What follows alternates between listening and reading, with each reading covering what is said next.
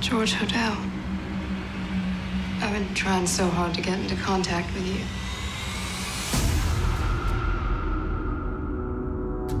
Fauna Hodel was someone who had the most complicated journey to find her own identity and discovered the completely worst things you could discover about yourself. In this episode, we're getting into the next step, which is how do you survive and what do you do when you know the worst? Jay is in jail and he's powerless, but he finds a way to sacrifice his future to try to save Fauna. That knife right there, put my fingerprints all over that. I'll sign a full confession for Janice Brewster. You cut me loose, the city's gone crazy. I get lost in the shuffle, lose me for a couple hours, and I will kill Hodel. He sees potential in the future of this young woman that he's willing to make a sacrifice for. She still has the possibility of a bright future.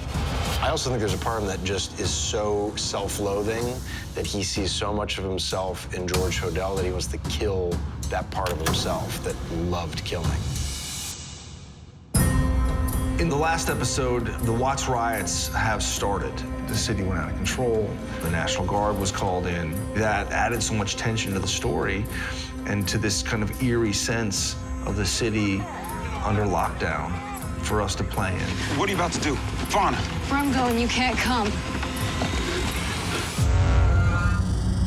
In the finale, I really wanted Fauna to destroy George from an art critic's point of view. I went to Corona Huntington's happening. I know what Corona would call this. She'd say, kitsch.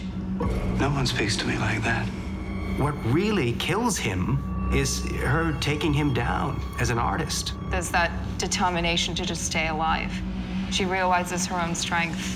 She holds him for what he is. You're a cliche. It's boring, George. Pretending simple urges are high art. You're boring.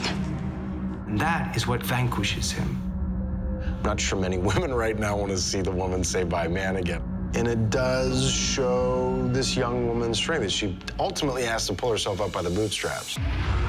George is changed and damaged and broken. There's a wonderfully poignant scene at the end in the Philippines, and this magnificent Rothko is brought to George, and he looks at it, and he says, I don't want to look at it anymore. Put it away. I think that's his final renunciation of art, of beauty, of the life that he imagined for himself. Jay's been haunted by his ghosts of people he killed. We leave Jay surfing, and his ghosts are surfing with him. He has not been able to dispel those, those things that haunt him. They're with him. They're there in the ocean with him at the end. But he's at peace with them now.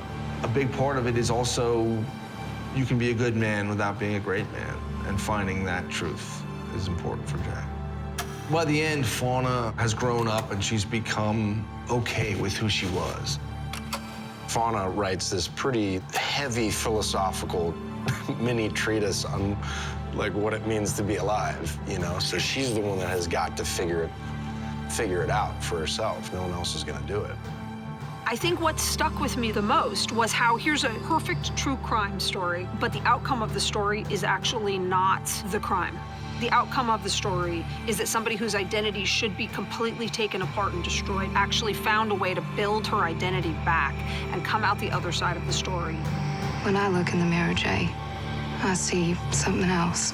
Something I don't quite recognize, but something I chose. I Am the Night.